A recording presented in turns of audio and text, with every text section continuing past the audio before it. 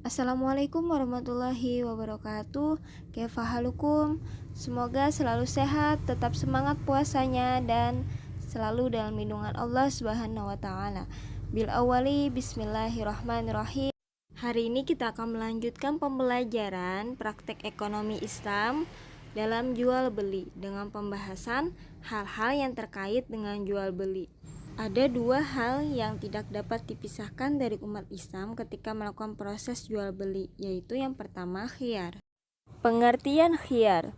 Secara bahasa, khiyar artinya memilih, menyisihkan, dan menyaring. Sedangkan menurut istilah ulama fikih, khiyar artinya hak yang dimiliki orang yang melakukan perjanjian usaha untuk memilih antara dua hal yang disukainya, meneruskan perjanjian tersebut atau membatalkannya.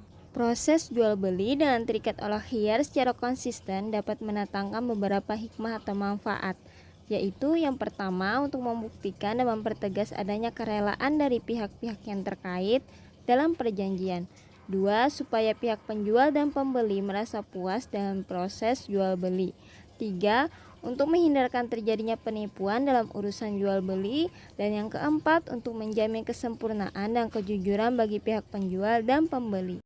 Adapun macam-macam khiyar terbagi menjadi tiga. Yang pertama khiyar majelis atau khiyar yang ditentukan oleh tempat. Dua, khiyar syarat. Dan yang ketiga, khiyar aibi.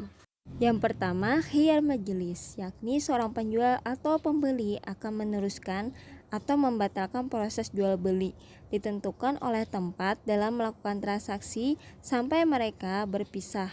Akan tetapi sebelum berpisah, tidak boleh penjual melakukan transaksi dengan orang lain. Hal ini berdasarkan hadis Nabi, hadis riwayat muttafaqun alaih. 2. Khiyar syarat. Seorang penjual dan pembeli dalam meneruskan atau membatalkan jual beli ditentukan oleh syarat yang disepakati keduanya. Khiyar syarat berlaku selama 3 hari 3 malam. Dengan demikian, apabila telah lebih dari 3 hari dan 3 malam, maka khiyar syarat telah selesai. Pada masa khiyar syarat, barang tidak boleh ditawarkan kepada orang lain, karena masih dalam tawaran orang yang terikat dengan khiyar syarat. Namun kalau telah lebih dari waktu 3 hari 3 malam, barang boleh ditawarkan kepada orang lain. Jenis khiyar yang terakhir yakni khiyar aibi atau khiyar aib. Yang dimaksud dengan khiyar aib adalah hak pilih untuk membatalkan atau meneruskan akad bila mana ditemukan aib atau cacat pada objek jual beli. Sedang pembeli tidak tahu tentang hal itu pada saat akad berlangsung, atau dengan kata lain, jika seseorang membeli barang yang mengandung aib atau cacat dan ia tidak mengetahuinya hingga si penjual dan si pembeli berpisah, maka pihak pembeli berhak mengembalikan barang dagangan tersebut kepada si penjualnya. Syekh Saleh bin Fauzan Al-Fauzan menjelaskan khiyar aib ialah khiyar yang ditetapkan bagi pembeli dengan sebab adanya aib atau cacat dalam suatu barang yang tidak diberitahukan oleh penjual atau tidak diketahui olehnya. Akan tetapi, aib atau cacat itu jelas-jelas ada pada barang dagangan sebelum dijual.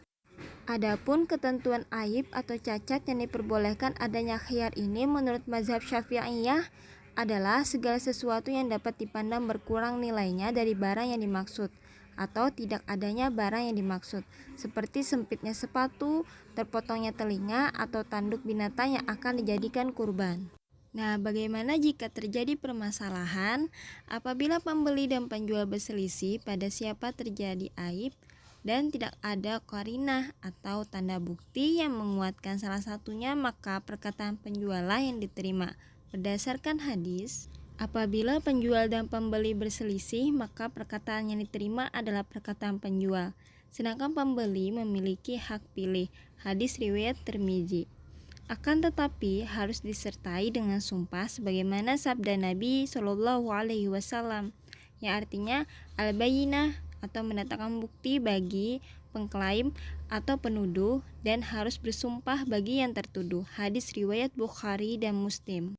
Nah, itulah tadi pembahasan kita tentang khiyar. Nanti insya Allah kita akan melanjutkan hal yang terkait dengan jual beli yang kedua, yakni riba. Semoga apa yang kita pelajari hari ini dapat berkah, bermanfaat, dan dapat mengambil ibrah pelajarannya.